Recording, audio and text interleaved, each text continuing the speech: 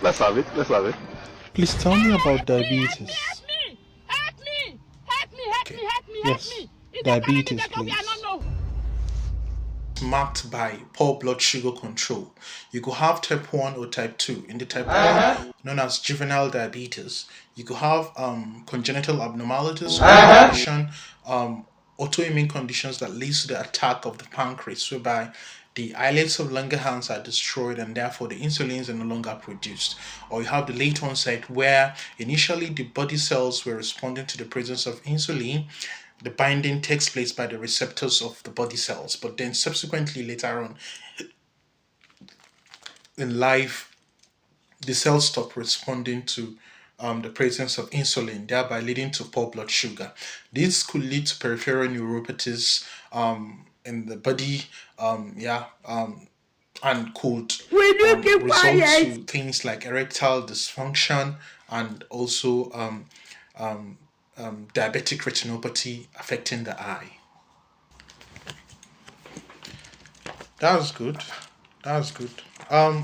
Please tell me whenever you start. Let me know when you start.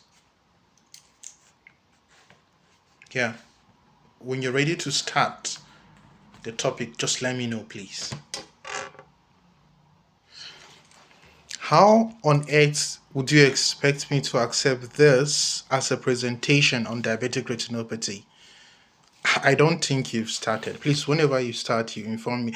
You've not told me the stages of diabetic retinopathy. You've not told me about background diabetic retinopathy. You've not told me about pre-proliferative diabetic retinopathy. You've not told me about proliferative diabetic retinopathy. You've not told me about diabetic maculopathy.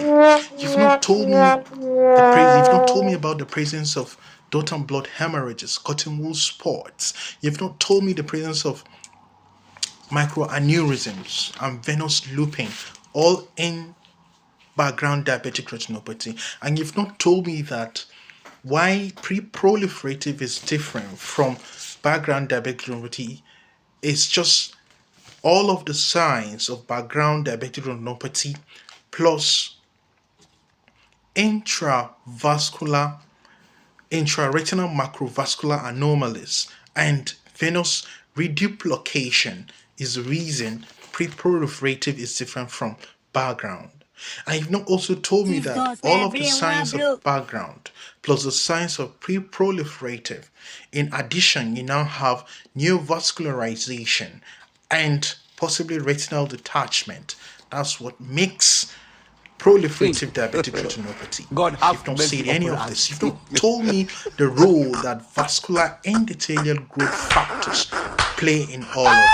You've not told me when peripheral photodynamic therapy comes into play. You've not told me when patient could likely be lasered. And you've not told me the effect of lasering the periphery of the patient's retina and how it would affect the visual field. How do you expect me to